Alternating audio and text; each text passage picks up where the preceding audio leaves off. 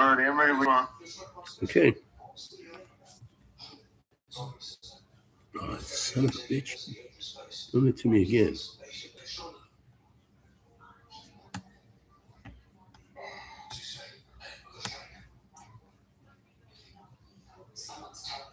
Good evening and welcome to another edition of Fighting Words on the Fighting Words News Network. Fighting Words is brought to you each and every night of the week in grateful appreciation to the men and women of the United States Armed Forces, the men and women police and fire services. When you're out there and you see somebody in uniform, please let them know you know they're there. This is very, very dangerous times for men and women in uniform, whether it's military, police, or fire. Please give them a chance to let them know that somebody's behind them.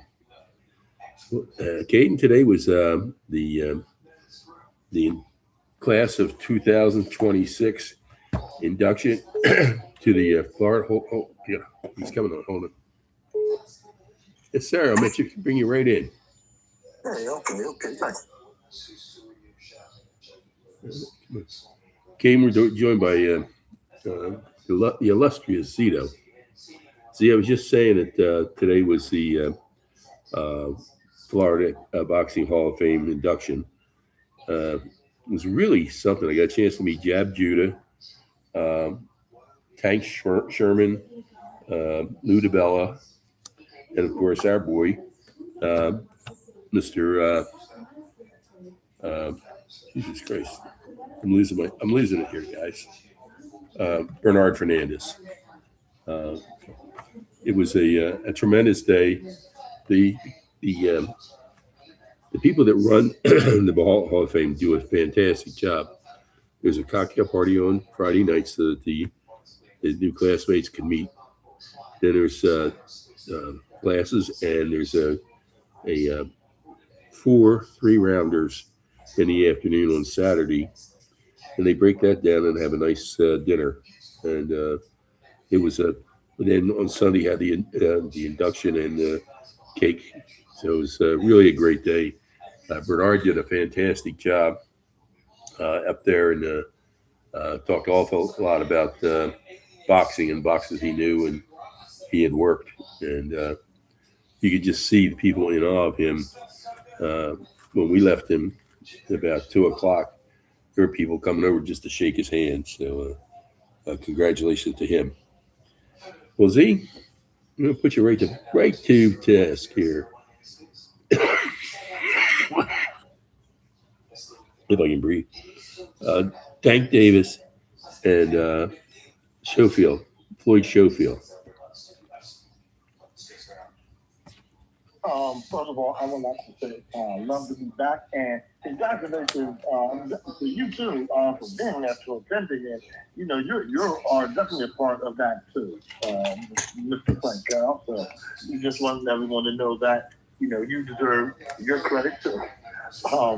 With that said, Tank and Schofield, it would be an interesting fight for me, just off the fact that Schofield is right now he's young and hungry, and for me, it's just a question of how hungry Tank is. Tank has he's a better fighter with more experience. But we have to see where that first of all, are they going to sign it? And second of all, I think that's Tank's mandatory. And there are bigger fights for Tank to be had for the money. But as far as that goes, that wouldn't be a bad fight for him. Just to come back, before he goes to the bigger money fight. Yeah, I mean, the challenge for to hold a mandatory fight, I think that would be good for him, especially with Schofield at this time. Okay. All right, Caden, we're going to open up with the big one. Sean O'Malley versus Corey Sandhagen. Ooh, man, that is a big one.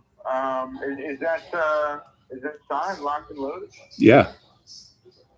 Wow, that's surprising. I think I was talking about this last show. I was expecting an immediate rematch with Merab. And if that is confirmed that it's with O'Malley, I think that's a mistake. At least have O'Malley versus Marab before you have O'Malley versus Sandhagen. Um, Again, I still think that Sandhagen took the world by surprise when he beat Marab. I mean, sure as hell took me by surprise. So if that doesn't warrant an immediate rematch with Marab, then I don't really know what does. But yeah, if that is confirmed, locked and loaded, then that's surprising. Yeah. I think it goes Sandhagen's way. Mm-hmm. Hey guys, I forgot to do something when we open the show.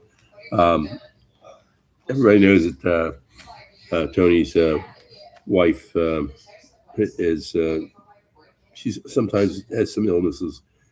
Yesterday, I was told that her left lung is partially collapsed, so he won't be joining us tonight. But we send our best thoughts out to both Tony and his lady. Um, okay. Oh, Z, Dimitri Byball, and Michael Effort.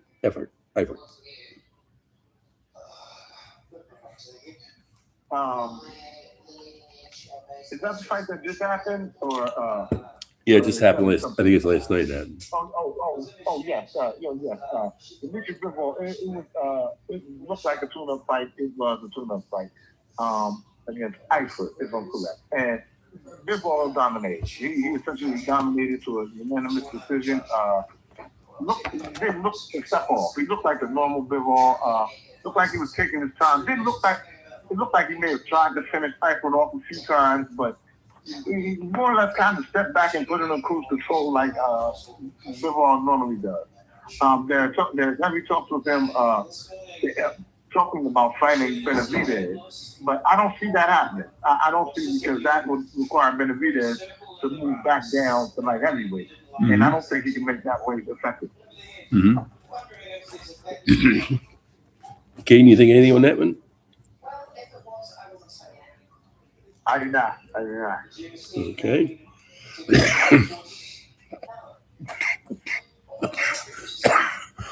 Excuse me. Stupid cold. All right, Caden. Here's a story. McGregor's coming back, right?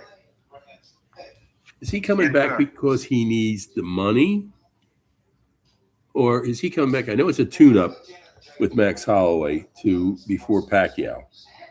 Oh no, it's not. It's not a tune-up at all. No, not at all. No. If anything, I think it's a really bad matchup for McGregor. Ooh. Yeah.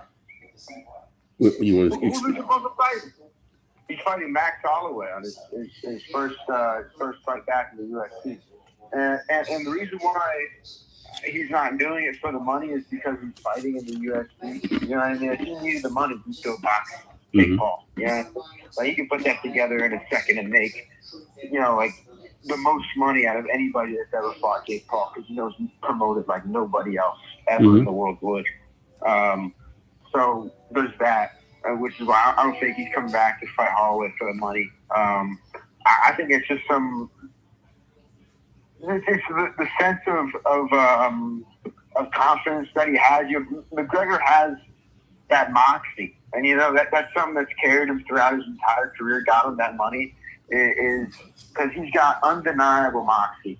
He walks in the building, and he owns the building. And he has that personality to go out there and say, I want Holloway, I want a champion, I want Topuria. And they got him what he wanted. They got him the BMF, they got him Max Holloway.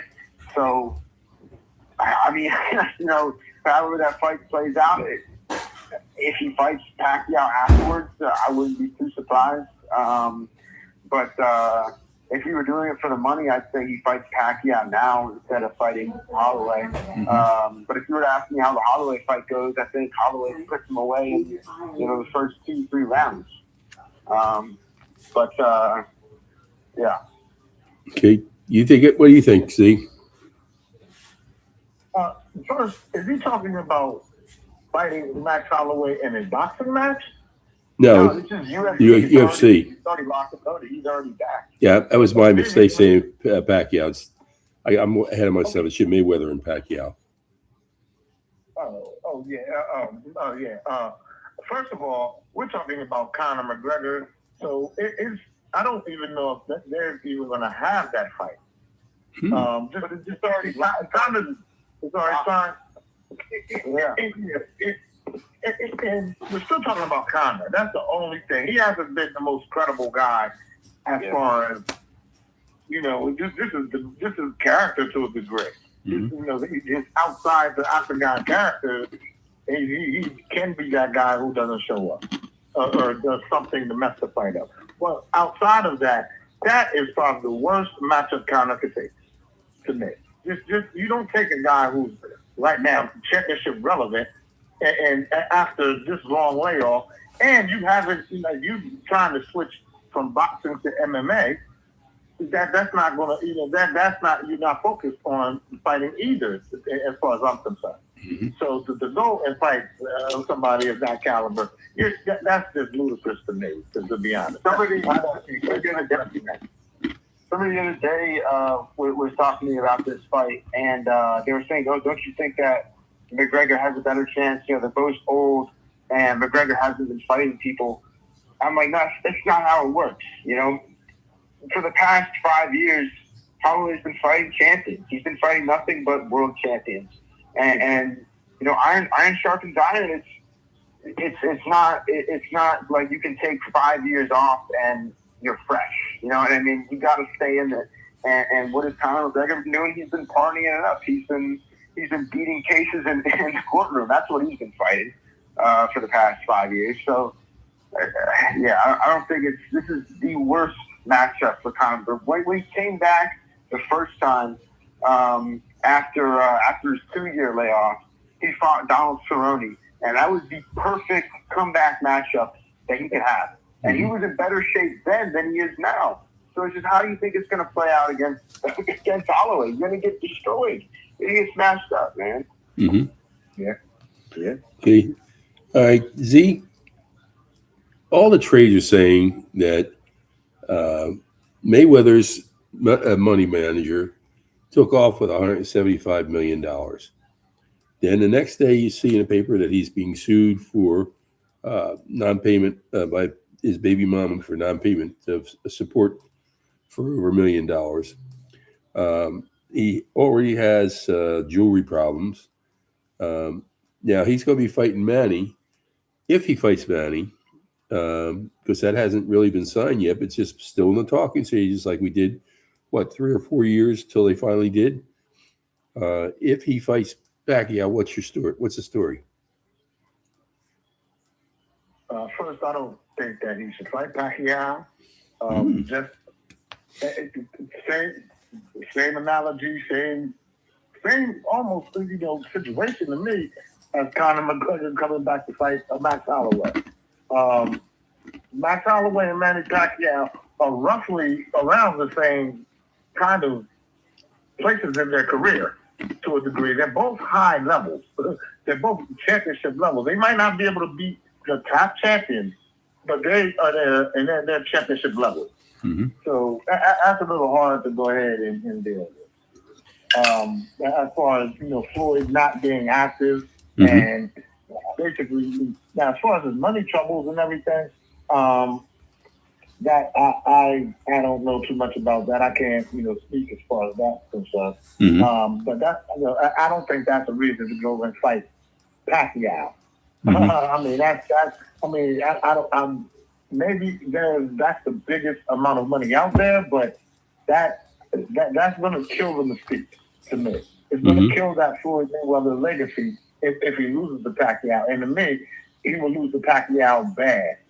Yeah. Pacquiao is one of those guys. He's kind of like Anthony Joshua to me, where they don't play boxing. Mm-hmm. They don't go in there, and they're not going to toy around with you and do that. If they're coming in there, they're seeking to destroy guys. Mm-hmm. And if Pacquiao, he smells that influence, then that's going to be over. Mm-hmm. So it's going to be a problem with it. They're going to stop the fight, and and that right there is going to kill Floyd's future earnings. Even as far as outside the ring, if he wanted to do other things, his whole brand, all his money is dependent on that O that he has, the non-loss. So as far as that goes, I think this would be a not a wise move as far as that goes. Mm-hmm. As far as his future in the earning potential. Okay. All right, Caden. Ilya Taporia and Justin Gagey. Oh yeah, it's a big one. Main event of UFC 250 on White House lawn. Mm-hmm.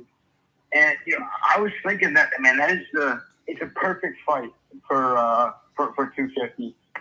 You got two absolute brawlers, except one guy's been knocked out twice in the past 2 years, and he's going up against maybe the sharpest, most refined striker the UFC has ever seen, in Ilya Taporia. I think it'll be a good fight if Gaethje plays to his strengths and gets in with the leg kicks and tries to get close to Taporia and do the dirty boxing. That's it. I thought where Holloway really messed up is he wasn't fighting to his strength. He was letting Taporia control the fight, and that's ultimately what led to him getting finished in that second round of their fight. And you look at who's probably had the best performance against Ilya Taporia, and that was Charles Oliveira, and that's because he was getting dirty with Taporia. He was trying to get close to him, take him to the ground, and ultimately he got caught, but he did well. He didn't do bad at all against Taporia. Mm-hmm. And I think if he goes in with the same game plan, gets dirty with the elbows, chops down the tree, then he has a chance. But man, Taporia, it's like I can't see anybody beating this guy. Anybody. He's too dangerous to get close to, even though I just said that's what Gaethje needs to do. Mm-hmm. But he's so dangerous to even approach. And he's powerful, he's strong, and you might be thrown off by his stature because he's not the strongest guy. But mm-hmm. man, he's like Mike Tyson. He's got the peekaboo. He's in and out, in and out, in and out. Mm-hmm. And that's something that it's great to watch. But man, it's hard to fight against. A guy like that is just hard to keep in front of you. And he seems like he's all over you the whole fight. And that's what he's really good at. Mm-hmm. It is just swarming pressure and keeping his opponent overwhelmed. And I think that's what's going to happen in this fight. I think he's going to overwhelm Gaethje, get him in a bad spot, and finish him early. I really don't think this fight, if I was a betting man, I would bet for a first-round finish for Taporia. Whoa. All right, now, before we put you on the Baker's list, you're sure that's what you want? Oh yeah. Okay. All right, you may go on the Baker's list. I don't know. I'm putting it down here. Okay. I think I would love to see a full-length exchange between Gaethje and Taporia, and Gaethje doesn't get knocked out. I don't think it'll happen. He leaves his head hanging. One of the things that he relies on is his absolute granite chin. I mean, this dude, he takes shots all the time, and he stays up, but he's never fought a match. He's never fought Ilya Taporia. Like he's one. I think if he eats one too many of those shots, he ain't gonna be eating anymore. He's gonna be eating to a food. Mm-hmm. What do you think, Z? Early. The key word in Game said is early. Taporia early. Hold on just a second. I think. Yo. You guys home? Yeah. I'm on the air. Yes, sir. You want to come in? Sorry, I'll see you. Okay. Ready. He has a very good jab. Just want to make sure we're over. Gaethje has a very good jab and those low kicks. And that can stop exposure. Just the jab alone to a certain extent, usually stops exposure. It stops a lot of things. You've seen Sean Strickland basically use the jab against Hamza. And that was, that was a weight drain Hamza to me, but at the same time, the jab works wonders if Gaethje can use it. properly with discipline against a guy like the Paul. Gaethje, but if he can survive early, because I can see him getting rocked and having to survive some things, or if he doesn't get knocked out, which is quite possible, deep waters would be interesting. Because Gaethje Waters, he's a grinder. He's a grinder, and if you don't get him early and he gets to kind of adjust to that, he tends to drown people. So that would be interesting to me if Gaethje survives the early part. The game's absolutely right. It would be a really, really hard for Gaethje to survive that with the way he fights, with his fight mentality. Because once he gets, you don't have to hit Gaethje. You can just throw something hard at him, and he's going to try to get it right back at you. And he doesn't get his hands back all the time. He doesn't tuck his chin. But the guy, he's tough, and as I've said, in deep waters, it can get difficult. I'll put it that way. Okay. All right, now let me just take a pause here for a second. This fight is going to be at the White House. The stage itself is going to be almost $250,000. That's the whole staging. But the plate to repair the lawn, prepare everything else, that's over $700,000. Is that worth it? Can anybody tell me? See? I mean, obviously not. You know what I mean? Because it's a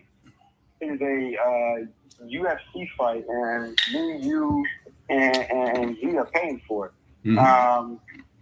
But in the grand scheme of things, 700,000 with our government, and that doesn't seem like a whole lot. Yeah, it's probably like two. They seem like they just give out money to anybody. But if we're talking about a realist point of view here, obviously, no, that's definitely a waste of our money. What do you think, Zeke? In a sense of, it depends on who the question asks.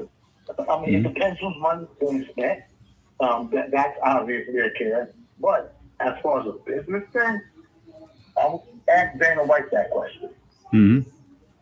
Because ultimately, all the eyes, you're going to have all the eyes on you. The world's sort of eyes on you. Is this going to expand the brand? Now, if it does, then it's worth all the money to that business entity. But, I mean, as I said, it all depends if you ask the question to is it worth the money. Okay. Z, what do you think about Wang Hong versus Valentino Shevchenko?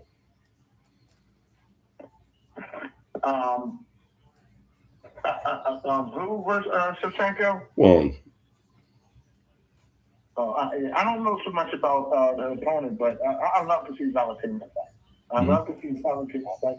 She's sharp, and although she's getting older, it's just her technique's not failing.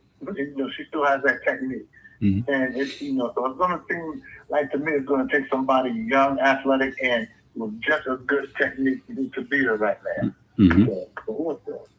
Okay. Excuse me. Caden, tell me about this thing with Nurmagomedov and David Martinez. It's coming up in 2 weeks. I didn't hear anything about that one. Yeah, it's been signed for the 25th of June.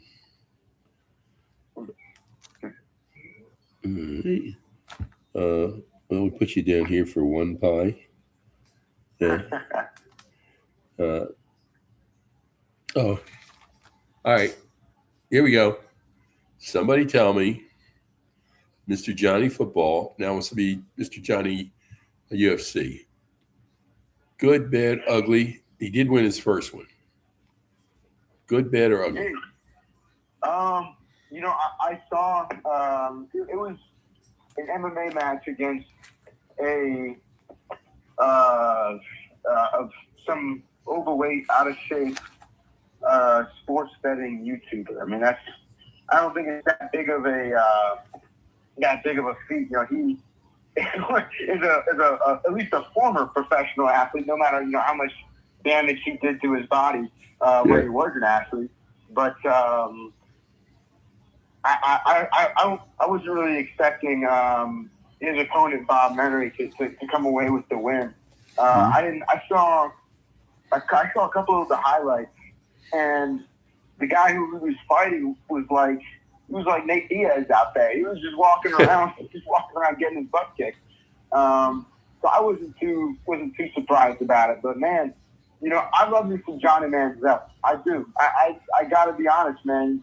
You look at him in Texas A&M, jacking 80-yard runs down the sideline, stiff-arm dude, throwing 70-yard bombs. Come on, he's connecting out there with Mike Evans. Mm-hmm. That was absolute cinema at Texas A&M. Mm-hmm. But as of right now, I think the only dudes he should be fighting are overweight, out of shape YouTubers. Okay. Jake Paul is talking about a fight with Canelo Alvarez, but he won't take it for less than $200 million. What's your thoughts?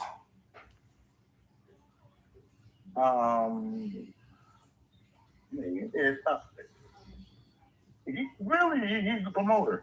He's a promoter, so he kind of can negotiate that, amongst himself. Is how much he's willing to pay Canelo, more or less, than that. I'm thinking. Mm-hmm.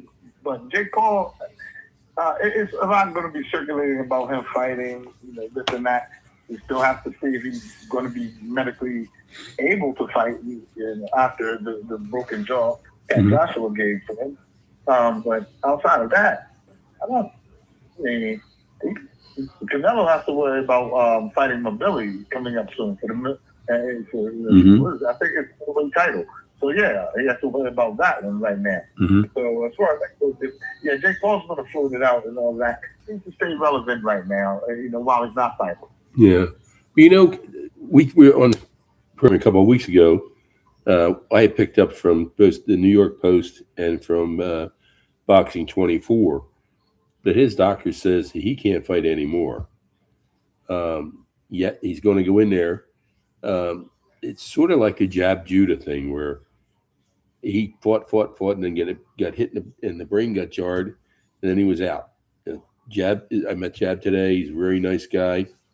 He's teaching CNA courses over at the Broward Community College, and but he said, once he had that hit, he knew that he couldn't fight anymore. Now, Paul originally said he can't. His doctor said he can't. But here we are 2 weeks later. He's trying to get $200 million to fight this guy. Doesn't make much sense to me. It might be just exactly what you're saying, as it might just be a bunch of hype. All right. Shaq Foster and Lamont Roach.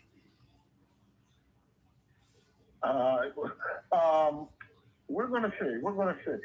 O'Shaquie Foster is 135. Oh, well, actually, 135. Came in for his last fight at 132. I'm going to say, Lamont Roach, his last fight was 140 against Pitbull.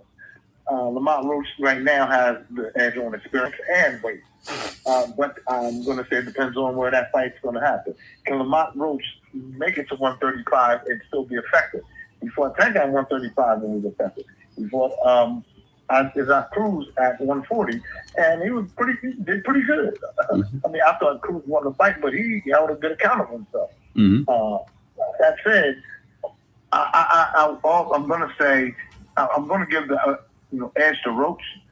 If he can come down to 135 and still be effective, I'm going to give the edge to Roach. Mm-hmm. As simple as experience and just one has the experience and the weight. He's going to be a busy guy. Mm-hmm. Okay. Caden, Alexander Perea versus Cyril Gahn. Yeah, it's the co-main on UFC 250 on Blonde. It should be a good one. And the more and more clips I see of Alex at heavyweight, man, he looks so dangerous. He's hitting hard. I see him hitting the bag. I see him sparring with Talazin Teixeira, the number 9 ranked UFC heavyweight, and he looks sharp, man. He looks good, but I don't know. There's still an ounce of doubt for me if the fight gets dirty and it comes into close contact and God forbid Cyril Gane gets him on the ground. Man, I just think there's so many ways that Cyril Gane can win this fight, and I can only think of a couple for Alex Pereira, if you know what I mean. I think Alex Pereira does a couple things ungodly well. He's one of the best kickboxers, if not the best kickboxers the UFC has ever seen. Maybe he's one of the best the world has ever seen, taking account of all the Pride championships he's won and all the stuff he did over in China before he came to the UFC. Remember, he came to the UFC when he was 35 after already having one of the greatest careers in kickboxing. So he's got that. He's got that down, man. He's got that down pat. One thing we really haven't seen is people try and get too aggressive with him or get too close with him.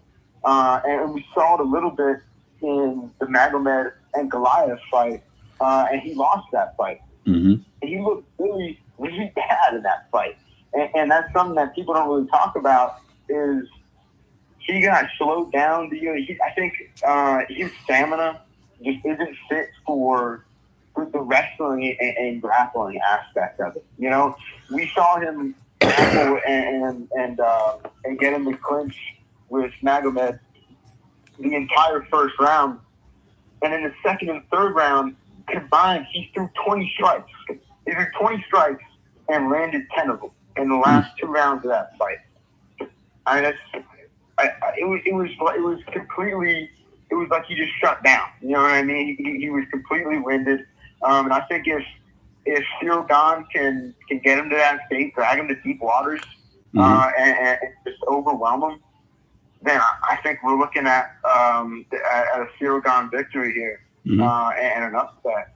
But again, if Alex Pereira can just sit there, stand and bang with him, and fight to his strengths, I don't see Cyril Gane winning in a kickboxing match with Alex Pereira. And we know that's where Cyril Gane is most comfortable. Is sitting there in exchanges, and it's not really getting too close. We know that wrestling is one of the worst aspects of his game. But his last 2 fights, man, he stepped it up. He attempted takedowns. He's gotten people down. He realized after that Francis Ngannou fight that, man, if Francis Ngannou could wrestle me for 5 rounds straight, then maybe I need to work on my wrestling. And he did. So it's a little bit better now. I definitely think it's better than what Alex Pereira has. So I do think that I think there's a lot more ways for Gane to win this fight. And that's why I'm thinking Gane for the upset. Z, I was telling Caden, I had a chance to meet with Lou DiBella. Nice, very, very nice, very formidable guy. I had no idea that he was a Harvard Law graduate. He also worked he was a director of programming for boxing for HBO. And currently his fighters are Regis Prograis. Let me get these numbers up here. Tevin Farmer, Sergey Derevchenko. Who's this? Richard Comey, and George Gambosa. What a stable to have. If you had that, what would you do, Z? I would do what Lou DiBella's doing. He's doing nothing wrong. Okay. Okay, see, Dimitri Bivol, is it on or off with Haney?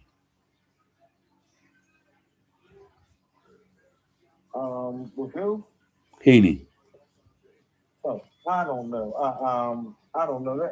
That's another something that makes things are floating around. So I'm not very sure.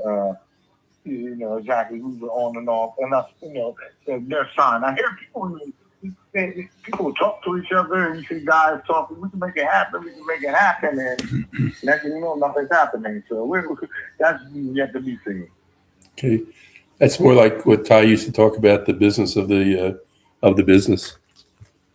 Yeah, exactly. Mhm. You have to keep people interested somehow. So I guess that's how you do it. Mm-hmm. All right. Uh, Caden Holly Home and Stephanie Hahn too. Yeah, I don't know. Is that going to be a Netflix event, or is that going to be? Yeah, it's coming. It's a Netflix. It's a game. A thing that Jake Paul is pushing. That makes a lot more sense.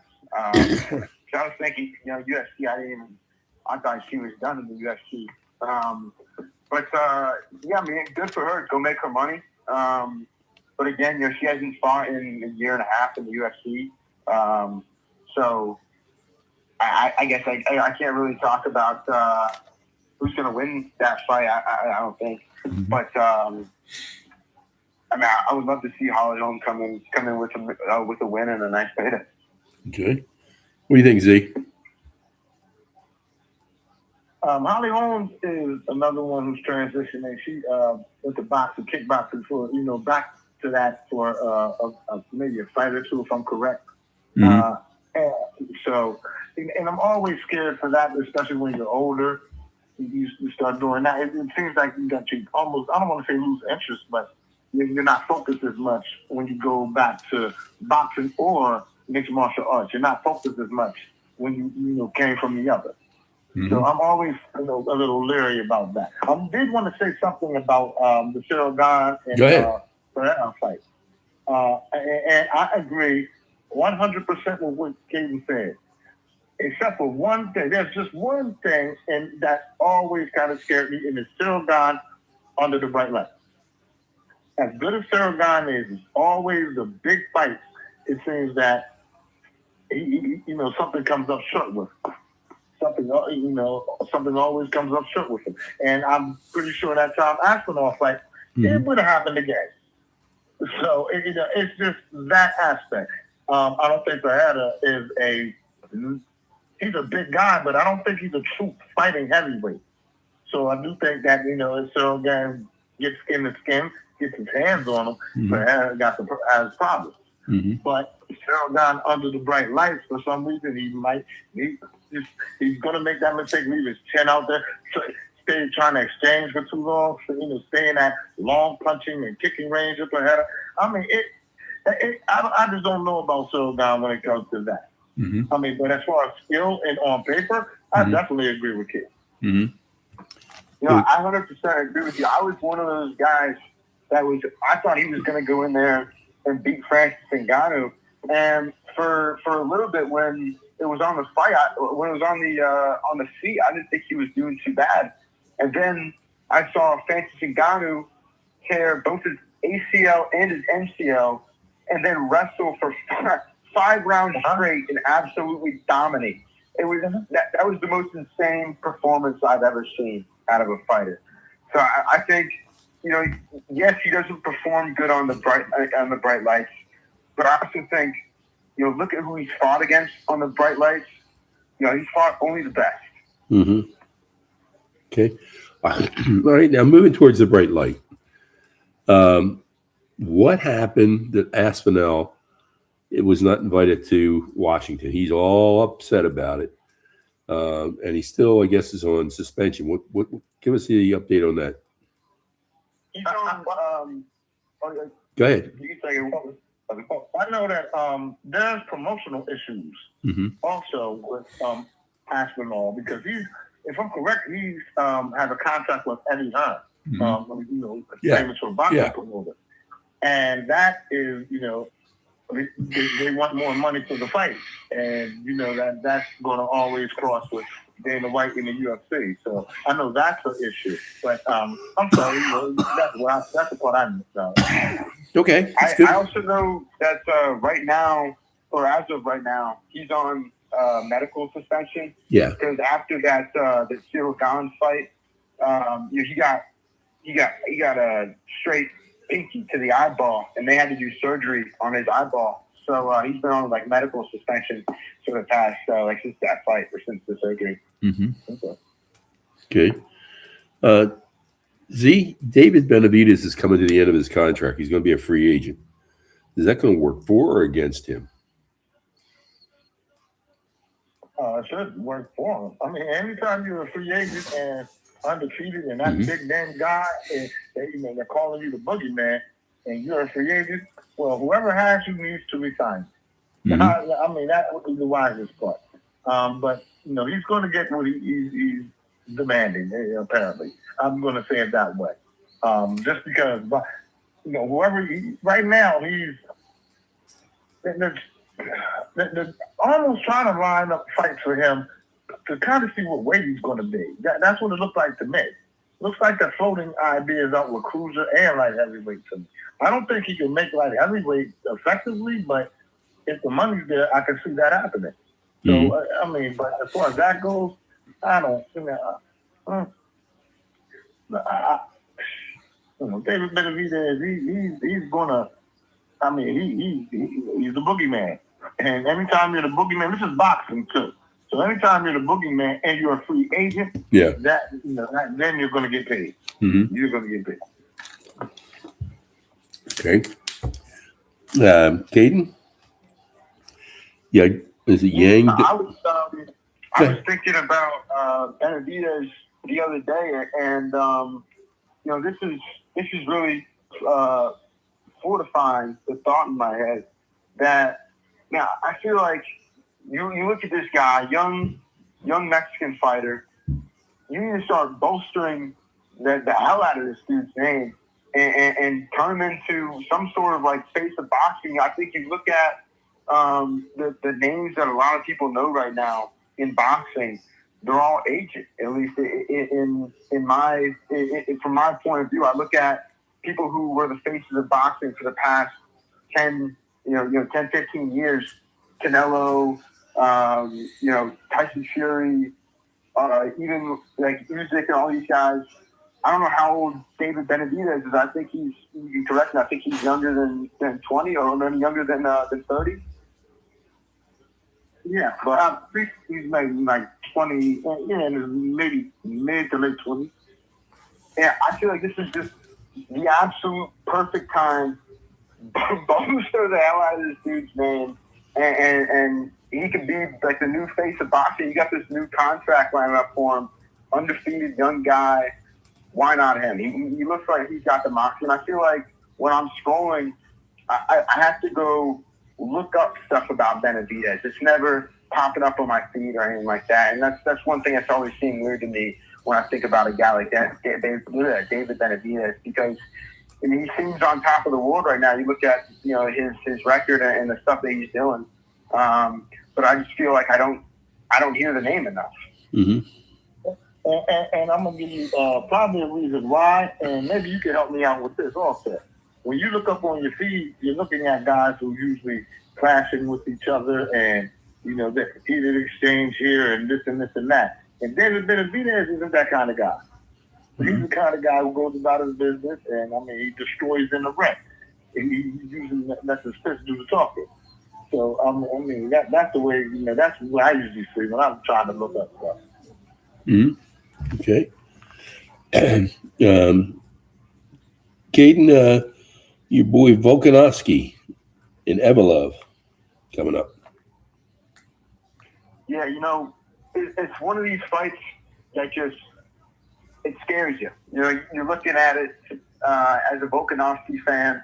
It scared me when he fought Topuria, and it absolutely was even sadder when you see this dude ragdolled in the ring by Ilya Topuria. I don't really want to see that again. And you're looking at Mozart Evelev, a dude where you hear Russian, you're going to think, oh, he's a grappler, right? He's going to go in there, grapple it out. No, man, this dude, explosive kickboxer. He's like Rafael Fiziev, if Rafael Fiziev was elite. You know, like he's got that same fighting style. He'll absolutely explode in a second, but he can control it. It's controlled explosion. That's the best way I can describe Mozart Evelev's fight style. He gets in, he does just an unbelievable amount of damage in a little bit of time, and then he's out. Mm-hmm. And Volkanovski is we were talking about Shevchenko earlier. He's on that same level where it's like, you know, each fight, it's like, when is he going to start regressing? You know, we've seen him get knocked out twice. But, you know, you look at it, he got knocked out against pound for pound number 1 and number 2, Islam Makhachev and Ilya Topuria. So is that really that bad of a loss? I don't think so. Mm-hmm. And he bounces back. He fights Diego Lopez. He gets the win. And he looked absolutely flawless and phenomenal in his last fight. Mm-hmm. And it's one of those things where it's like, when are we going to start seeing him diminish? You know, if he goes out there and he's the same Volkanovski, then he shouldn't have too much of a problem against Mozart Evelev, because Volk has dealt with this. He's dealt with everything. He's one of the most experienced fighters in the UFC. And if we get the same old Volk, then I think he comes home with a W against Evelev. But it's one of these.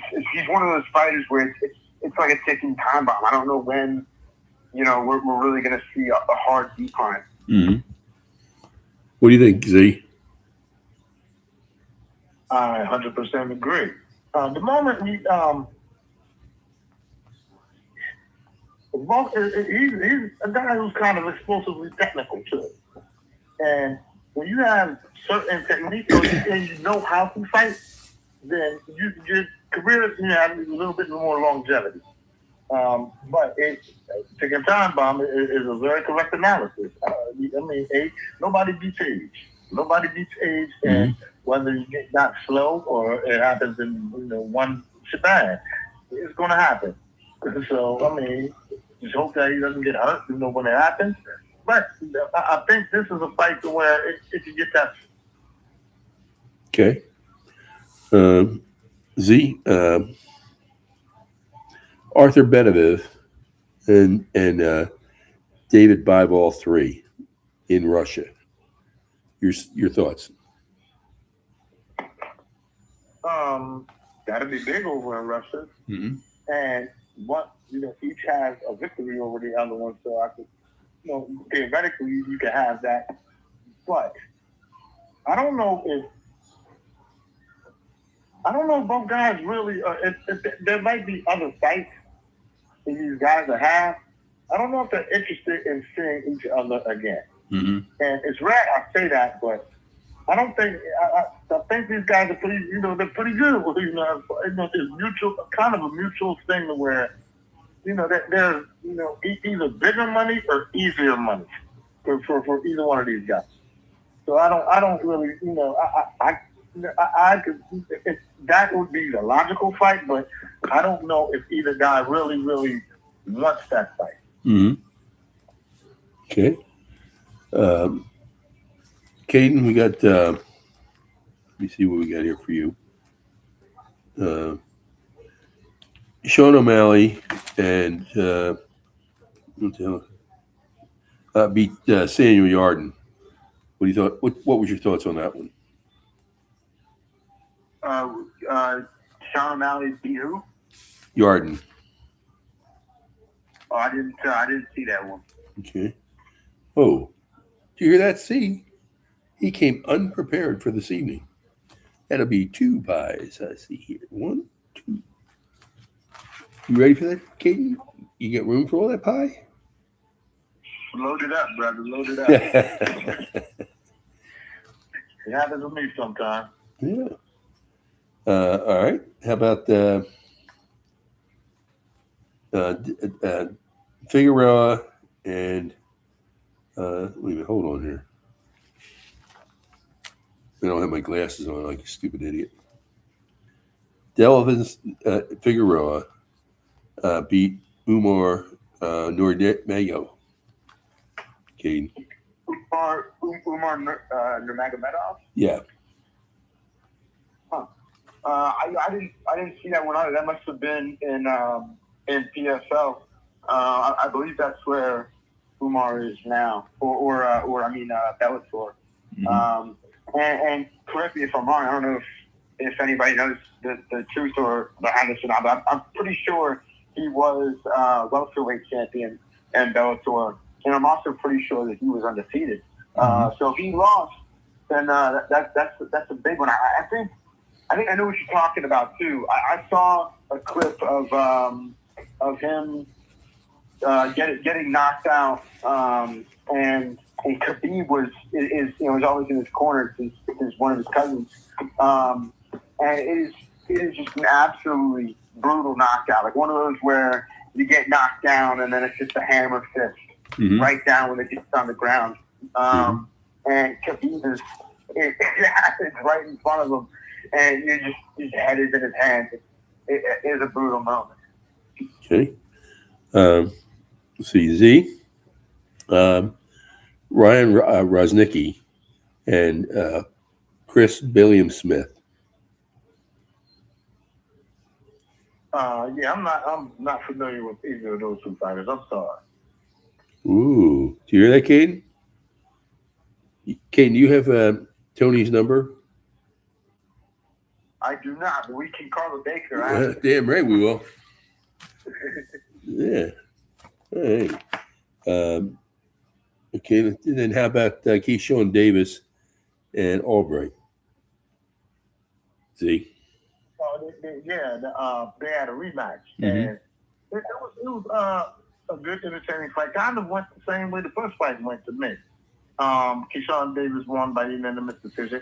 Albright put up a good fight. To me, just wasn't busy enough, and I mean, when he was, he did pretty good, but he just wasn't busy enough. And Keyshawn won a unanimous decision, but he looked pretty good doing it. He looked good offensively to me. At times, defensively, he has some holes. But he fights at a good pace. And he basically, really, I want to say explosive, but he's smartly explosive. He throws some pretty good combinations. He knows when to throw certain punches. He knows how to be effective at times.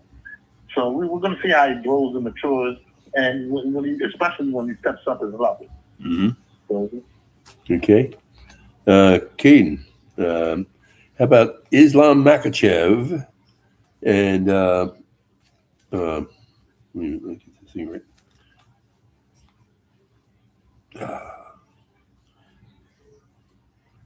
right. He opened up his camp to fight Cyril Gahn. What's your thoughts? He's helping Cyril Gahn, or he's helping Pereira, or No, he's going after Cyril Gahn. He's going in with Cyril Gahn.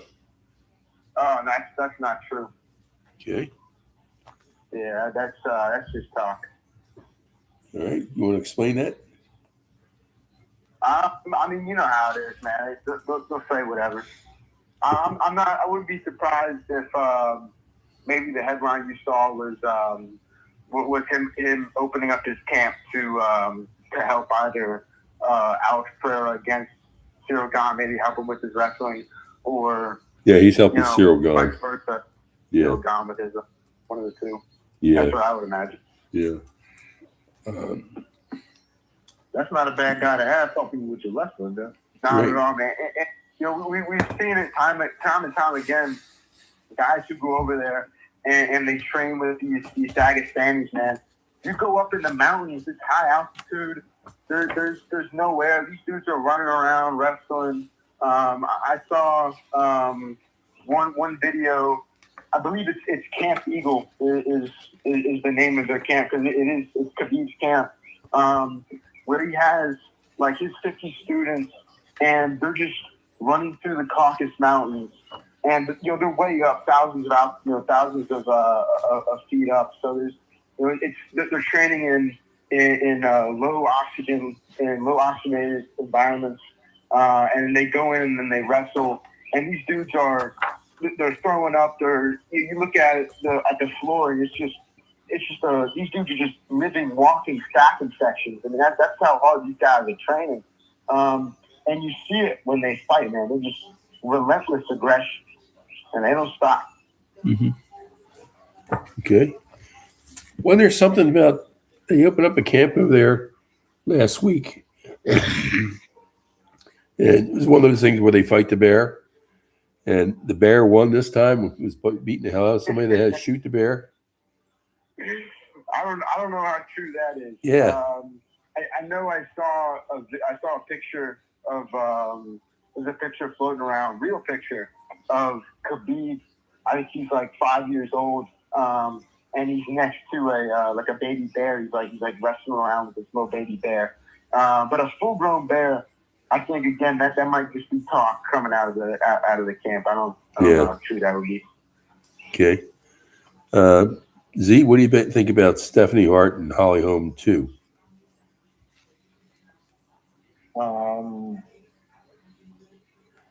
Depends on condition. As I said, depends on condition. Depends where Holly Holm's at in her career, and as I mean, it depends the condition of each fighter. Mm-hmm. Depends where and there and where each fighter's at in their careers. Mm-hmm. Okay. Caden, Amanda Soriano has is it Cheyenne Hansen coming up? What's your thoughts on that one? I don't have too many. I don't remember the last time I saw Soriano fight, and I don't know much about her opponent. So I mean, if Z knows more, feel free. But I don't got much on this one. I know Soriano's a beast though. Mm-hmm. See, I don't know too much about her opponent. I know that I haven't heard too much about that lately. But as far as Soriano, I'd love to see her fight again. Okay. Well, guys, that brings us right up to the end of our clock here. I want to thank you both for being so well prepared, except when Caden was not prepared and got 2 checks here to call the baker. I hope there's enough bluebirds around so that when they get that crow out, won't be missed. Z, you want to lead us out? Absolutely. First of all, get prayers and best wishes to Tony and his wife. Want to thank Caden. Want to thank you, Butch. All of my Fighting Words family. These shows are definitely in memory of Bob, Coach Mel, and Dr. Chris. And if anyone wants to hear any Fighting Words, please do call. Okay, Caden. Oh yeah, another great week. Tony, we love and miss you on here, brother. All praises to you and prayers to for your wife's health. Z, again, another great night talking with you about these sports, man. I could do it every night if I could. Pops, always great to have you on here hosting us, keeping us straight. I'll definitely be here next week, so stay tuned for that one. And I love y'all. See y'all then. Okay. Again, thank you for everything, and we appreciate everything you do for the fights and for the game. Ladies and gentlemen, these programs are brought to you each and every night of the week in grateful appreciation to the men and women of the United States Armed Forces, men and women police and fire services, the doctors and nurses and first responders, and the wonderful people in the supermarkets to keep those keep those shelves stocked. These programs are dedicated to those who've lost their lives in the line of duty. Deputy Robert Anthony Carroll, Patrolman David Curtis, Patrolman Jeffrey Colcap, Patrolman Jeffrey Yazowitz, Patrolman Thomas Datinger. No, Sergeant Thomas Datinger. San Diego Officer Mike Hendler, Lieutenant Tom Wilson, Charlotte County Sheriff's Department. Deputy Randy Bell, Ricky Childers. Patrolman Arnolfo Crispin, Lakeland PD. Deputy Chief Mike Godwin, Philadelphia Fire Department. Lieutenant Joyce Craig Lewis, Philadelphia Fire Department. Sergeant James O'Connor, Philadelphia Police Department. Sergeant Chris LeVake, Hillsborough County Sheriff's Department. Excuse me. Lieutenant Mike Zerba, Newcastle County Police. Patrolman Josh Meyer, Nassau County Sheriff's Department. Captain Matt Letourneau, Philadelphia Fire Department. Lieutenant Chris Leach, Wilmington Fire Department. Lieutenant Arthur Hope, Wilmington Fire Department. Lieutenant Jerry Ficus, Wilmington Fire Department. Chief Jimmy Ford, Wilmington Fire Department. Chief Al Hogle, Longboat Key Police Department. Excuse me. Deputy Ronnie Ronazinski, Manatee County Sheriff's Department. Deputy Mike Hargrove, Pinellas County Sheriff's Department. Trooper Chelsea Ritchie, Florida Highway Patrol. Trooper Joe Bullock, Florida Highway Patrol. Trooper Zachary Ben, Florida Highway Patrol. My brothers and sisters, although you may be 10-7 at this point in time, sometime we'll be 10-10 at the table of the Lord. Until that time, may the roads rise up to meet you. May the winds be always at your back. May the rains fall softly on your fields. The sun shine lightly on your face. Until we meet again, may the good Lord keep you and your family always in the palm of his hands. Good night. God bless and have a great week.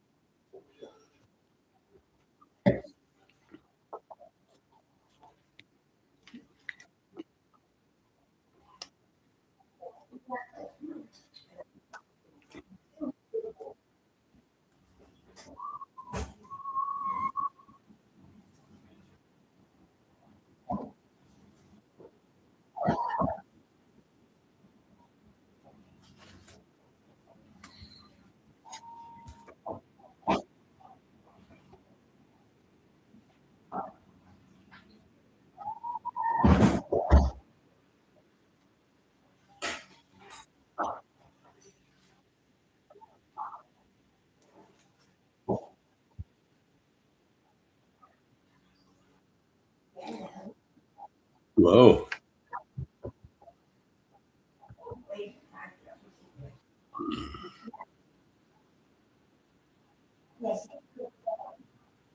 Huh? Yeah. What's the score?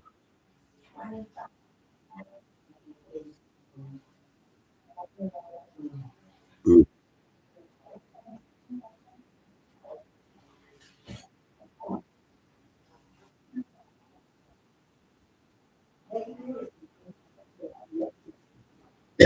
What's that? Mhm.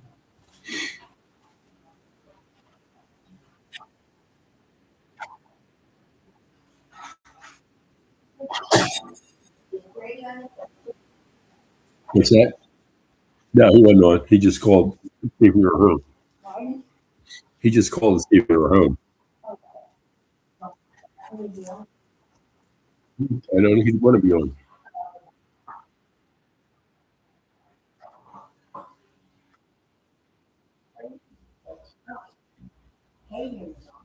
Yeah.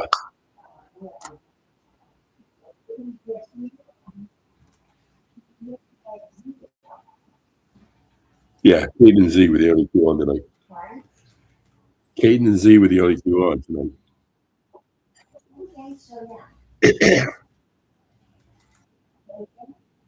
And Zito.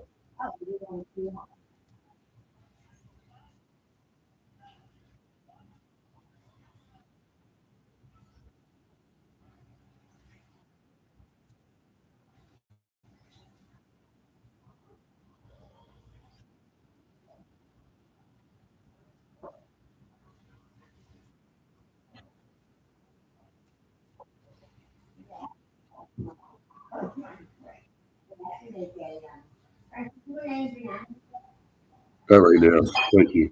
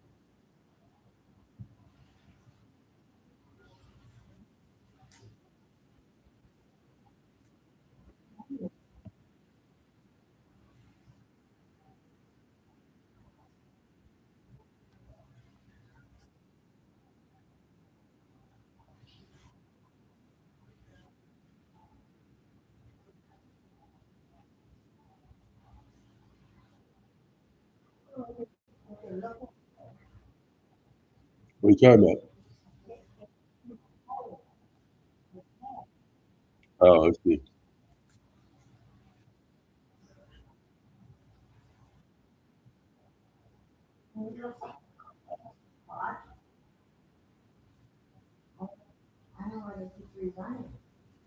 Hmm.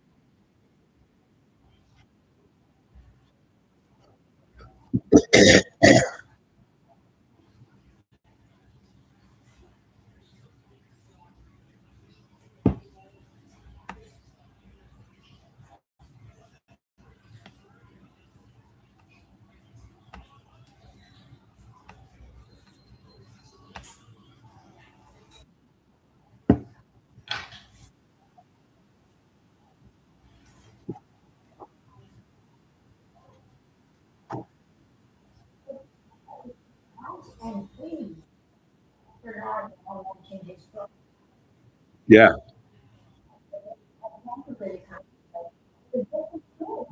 Yeah.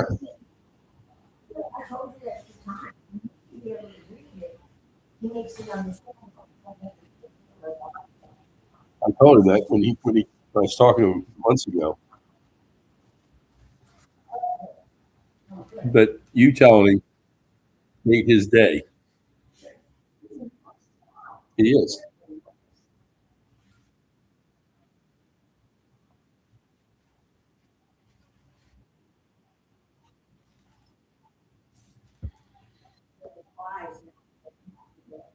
What?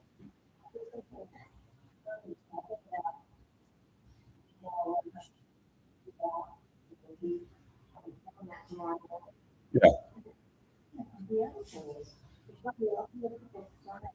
Yeah.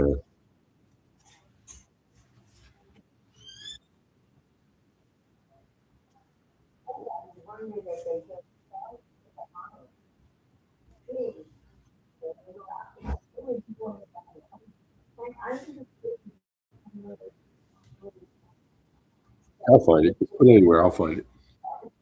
Just put it anywhere. I can find it.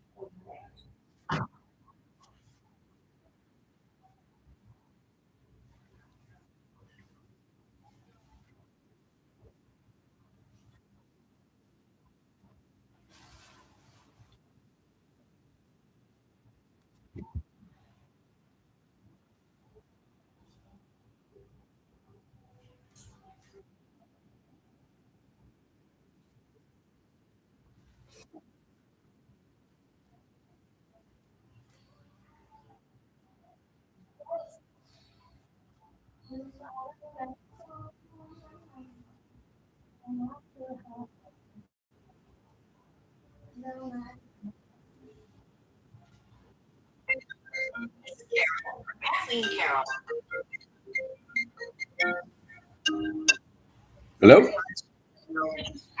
Yeah. Tell your grandsons about Who? pigs. Oh God. The attack rabbit. Yeah, didn't you have to I actually. just prayed over to the door, sliding glass door? Yeah, and then I let him out in the thing, but I couldn't get him back in because he kept charging at me. And then Yeah.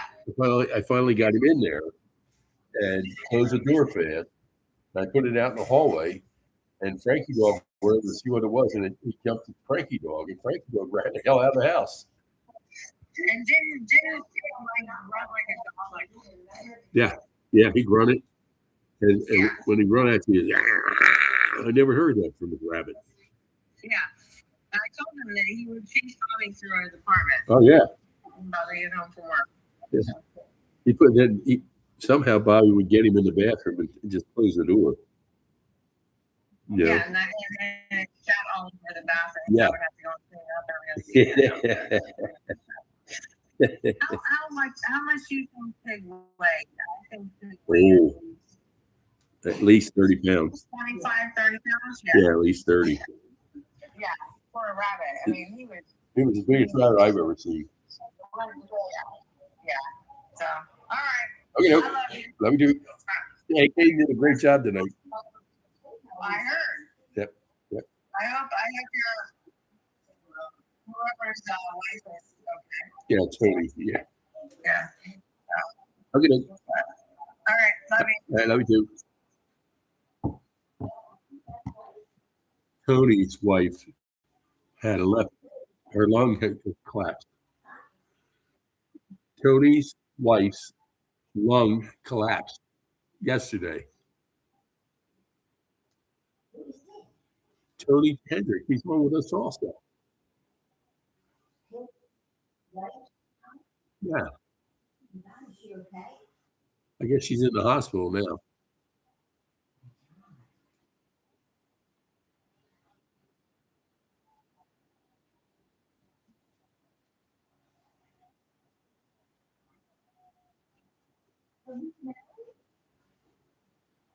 Yeah, this is like his third or fourth one. What? Years ago.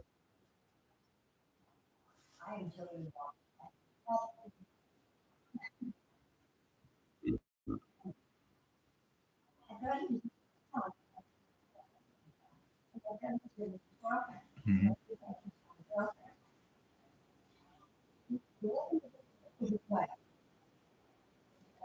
Mm-hmm.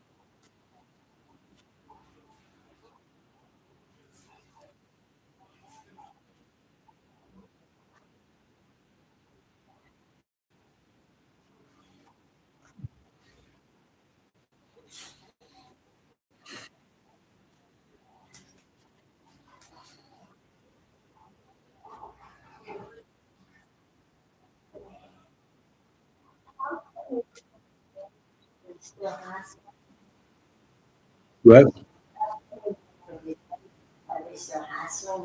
Yeah.